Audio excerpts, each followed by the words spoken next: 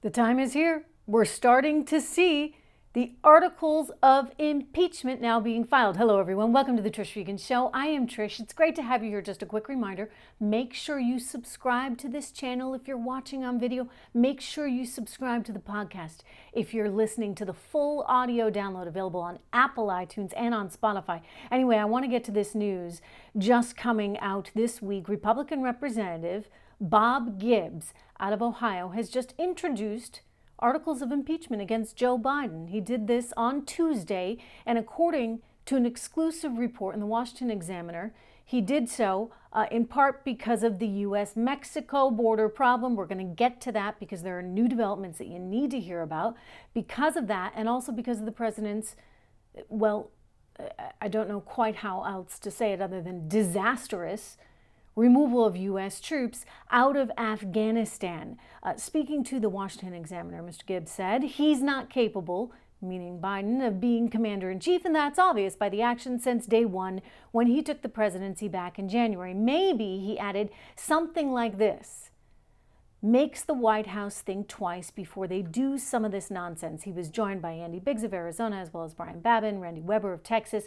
You know, look, maybe it will help them think twice, but right now there isn't the will, if you would, to see this through. For one thing, you don't have enough Republicans in the House. The other thing is Mitch McConnell has already made it clear that he does not want to pursue this. So it could be that the U.S., unless he does something really, really atrocious, because maybe the Republicans are being the bigger people, so to speak. You could debate that however you want. They're not pulling what the Democrats did with Trump.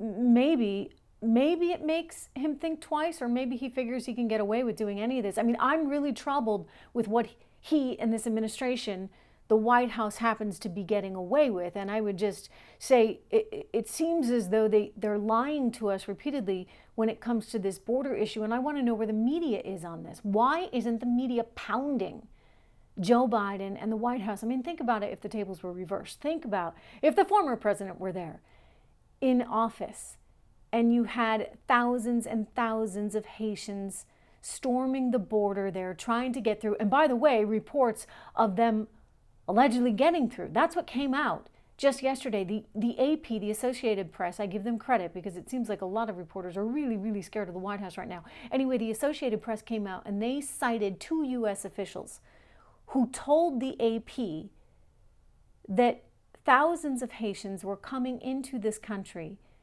and they were being basically just released. It's that catch and release thing going on. Well, if that's the case, why don't we know? Why won't the administration come clean with us about this? Why are they telling us that they're sending them back to Haiti when in fact you now have the Associated Press, and not just the Associated Press, there was an ICE official that was on Fox talking about exactly this, that they are just dumping all of these people into this country. They've allegedly sent back about 1,000. The governor in Texas is saying there's roughly 7,500, 8,000 Haitians now there. Originally there were 15,000. So what happened? What happened to all those other people? I mean, if you're down to like 7,500, 8,000 from 15,000, and only 1,000 have been deported, where are those other people? And the media needs to ask these questions. I don't care what side of the aisle you are on. This is not a matter of partisanship. This is a matter of truth. And if we are being told lies, then we need to know that. And you want to talk about impeachable offenses. I mean, my goodness. But again, I think that there are some members of the media that are simply afraid of the White House. I mean, certainly we know big tech is afraid of the White House, right? They're refusing. I mean, case in point, think about the Hunter Biden story. It came out just yesterday morning. The Politico confirmed the laptop. So now it's okay to talk about. Don't forget, this was allegedly Russian disinformation. Social media companies actually took away the New York Post's account, shut it down when they were reporting on this because it was allegedly Russian disinformation. Look, I've had my share of run-ins myself, which is why I again urge you to subscribe to this channel. Make sure that you're getting alerts. Go to my website. This is really the only way to get the word out. Go directly to my website, trishintel.com. We've got a lot of stories there every single day, probably at least 10 stories, things that I know that you're going to care about and that you're going to want to follow and that my team is working on. So you can sign up for our free newsletter that comes from me every single day, directed directly to you in your inbox. Free daily news alerts. You can shop our store. We have a Trish Regan store, a Live Free or Die store, as I like to say, because there's lots of really great hats, t-shirts that are promoting freedom, right? Because freedom is so fragile and so important right now, and you should never be afraid to show what a patriot you are, how much you believe in this country, and how much you believe in freedom. So go check out the store. Make sure, again, you subscribe to the channel. It's really, really important right now because I'm suffering from this. I mean, I got 166,000 Facebook followers, and I mean, it's remarkable that apparently only 2 people get to see a story on occasion. So again, do me this favor. Go to trishintel.com, sign up for my newsletter because I want to have an ability really to talk with you about all these things in light of what they're doing. And they're doing a lot to suppress truth. And I think that's one of the reasons why you have some of these big media companies so fearful. So fearful. All right, and we're seeing that really across the board, and that's a problem. It's a problem because it's really a threat in so many ways to our democracy. Chuck Schumer out there saying that, you know, we have to welcome these Haitian migrants that are coming by the thousands into this country. It's effectively inhumane not to do so and un-American not to do so, and that we have a process and they should be able to establish refugee status here, et cetera, et cetera. This is what he was saying just yesterday.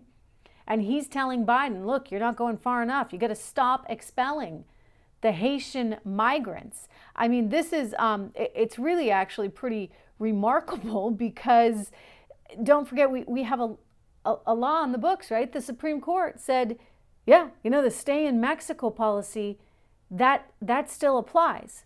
So you have a sitting U.S. Senator, House Majority Leader, basically saying the president should ignore the law. We know he ignored the law on the whole real estate issue with the, basically forcing landlords to have to continue to carry people that couldn't pay the rent because of COVID. I mean, that was one thing he tried, and now this.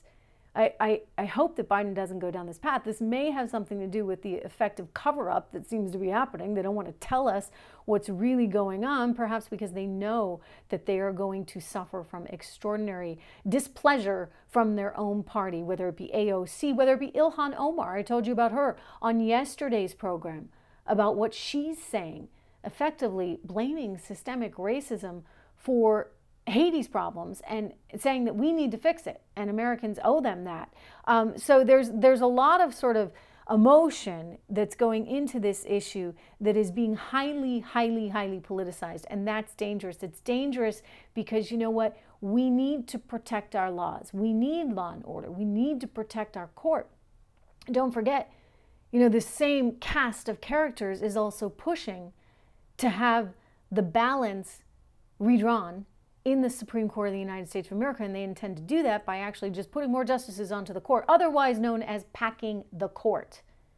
It would be effectively a kind of coup, a supreme coup. That's why I've put the website down there. I want you to go and sign that petition, supremecoup.com. It's really important right now because they're looking, the White House actually has a commission set up to study the impact of putting more justices on the court. If that happens, God forbid, I mean, this is why it's so important you go and sign that petition, supremecoup.com. If that were to happen, that would actually put Americans and America in a pretty vulnerable state, similar to some of those Latin American banana republics we've seen, like Venezuela comes to mind, or Argentina, any of these countries that have packed the courts. And then thereafter, you run the risk of only single-party rule. Think about the Chavistas, right, that are being continued after Hugo Chavez. He died, Nicolas Maduro took over, and nobody else had a chance. I have reported on that extensively. Nobody really has a chance because guess what? The courts, everything is in one team's favor. So this is pretty serious stuff. Do go to the website, supremecoup.com, sign up. Another story that we just have to talk about because we're on this theme of government irresponsibility is what the Federal Reserve is doing. You saw just yesterday Jerome Powell coming out and saying, guess what? We're leaving rates. We're leaving rates at record lows, near zero, at least for the rest of the year. We're not thinking about raising rates until at least next year, despite the reality that the FOMC, the committee itself, actually is predicting more inflation than they originally thought. The inflation expectations have gone up since June. They keep going up. And their GDP, in other words, the growth of the overall economy that they're anticipating, that's going down. You know, I could have told them this way back when. In fact, if you've been watching this show, again, do sign up, subscribe to the channel. Do me that favor. Subscribe to the podcast on Apple, iTunes, Spotify, wherever you get your podcasts. If you've been watching this show, you know how I have been pounding the table on inflation. I've been concerned about it now for at least a year, because you just can't, I mean, it's like the laws of physics here. You just can't print that much money and not have an inflationary effect. So they're going to continue printing. Jerome Powell indicated, the FOMC indicated in their statement that they may be winding that down by their next meeting. That would be November 2nd. So mark your calendar, November 2nd. We'll see whether or not they're going to start that taper process. They're out there buying all these bonds so that they can effectively suppress interest rates, which is good in that, you know what, it makes borrowing cheaper. So your credit card rates are cheaper, your car loan rates are cheaper, your home mortgage rates are cheaper. But simultaneously, it kind of messes things up in terms of the risk that investors are willing to take on, because you're not going to make any money lending it to somebody else. So instead, you tend to pour your efforts into the equity markets and you take on much more risk than you normally would. And that is reflected in the markets right now. So this could end badly. I don't think just yet. I actually still like the markets at these levels, despite all the concern I just spoke about. I still like the markets. I still think we're growing a little bit, unless they're successful in massive tax hikes. And then, you know what, all bets are off in terms of growth. And we can talk about that if it really comes to being. But I'm hopeful that there are still some sensible people like Joe Manchin in the room that are going to prevent something like that. One other story I wanted to talk to you about today, and it has to do with sort of the power of the individual and the importance of the individual. I saw a study that came across my desk about diabetes, and it's surging among children. And this is really disturbing to me, because the number of young people with the most prevalent form of diabetes, type 2 diabetes, has nearly doubled from 2001 to 2017. I mean, in 16 years, it's up 95%. What the heck is going on? I mean, I know we can blame the food companies, and there are those that would make the argument that the food companies are effectively like big tobacco, right? The food companies have a hand in this. They know how addictive some of these food products are. And while that, you know, may be part of it, I still come back to the individual, because you know me, live free or die. I believe in the power of the individual. And this is why we as individuals need to do more to protect our kids and to make sure that they're eating well and that they're healthy. And we make choices for ourselves and for them, and we need to make the right ones. So I want to tell you about a company that I'm really, really, really impressed with. I mean, this is just a tremendous company that has a theme going on called a lunchbox revolution. And I love this idea of a revolution in food, because we need it, right? We need to be able to take back our diets from these big companies that are really effectively manipulating them and making us very dependent on sugars and fats and everything bad. And our poor kids, they're dependent on this stuff too. So as individuals and as parents, we have a responsibility. And so I love this idea of the lunchbox revolution. I love this idea of an uprising in food. And this is what this company is called, uprisingfood.com. It's terrific. I love the bread. I love the crackers. And you know what's great? They're really not bread or crackers. It's all fresh. It's all gluten-free, and it has all the good stuff in it and none of the bad. And so you can eat this and get nutrients. You can be healthier as a result. Your children will be healthier as a result. It's actually incredible. There's not just this study that I told you about, the rising diabetes rate, but there's also actually a study that shows, and this is obvious, right? The minute these kids have Wonder Bread or, you know, any of these sort of carb-filled foods in the cafeteria, or if they get packed that food in the classroom, they boom, immediately, like their sugar kind of gets out of whack, and they're a little bit hyper, and their ability to focus and pay attention goes down. So you want your kids getting the most out of school. You want your kids getting the most out of their diets. I should point out that this is all very, very fresh. I get it delivered to my house every month. 2 net carbs per serving. That's pretty great, right? 6 grams of protein. This is in bread. 9 grams of fiber, again in bread. So I want to tell you very quickly about an offer that I have worked out. I spoke to the CEO. Again, I love finding these companies and sharing their stories with you, and also giving you a discount. And that's exactly what you're going to get. You're going to get $10 off your first purchase of a starter bundle. Uprising is offering all of the listeners to this program $10 off of the starter bundle, and it includes 2 superfood cubes, 4 packs of Freedom Chips. The Freedom Chips are really, really good, and I love the name, of course. So go to uprisingfood.com, uprisingfood.com/Trish. The discount will automatically be applied to you at checkout, provided you go to that URL. You can see it on the screen. So give it a try. I mean, we owe it to ourselves, and we owe it to our children, really, to look out for our health and theirs. And then just one more note. I mentioned to you the challenges, I think, of big tech, and perhaps the effort by some reporters to stay in the good graces of the White House, and also the big tech companies. I mean, don't forget, I think a lot of tech companies are feeling the pressure. Certainly we've seen that with one company in particular, that would be Facebook as of late, which had a huge expose done on it by the Wall Street Journal, none of it good. And it's very disturbing. I mean, if you have young girls, you should be very concerned about what they're looking at on Instagram and on Facebook, and the company's aware of it, and yet they're still sort of feeding it up. So I think that they're very much in the crosshairs with Washington, and they're treading very, very carefully, and they don't want to really make the administration mad, because if they do, then, well, you know, there's all kinds of threats out there, including breaking them up. Is it an antitrust issue?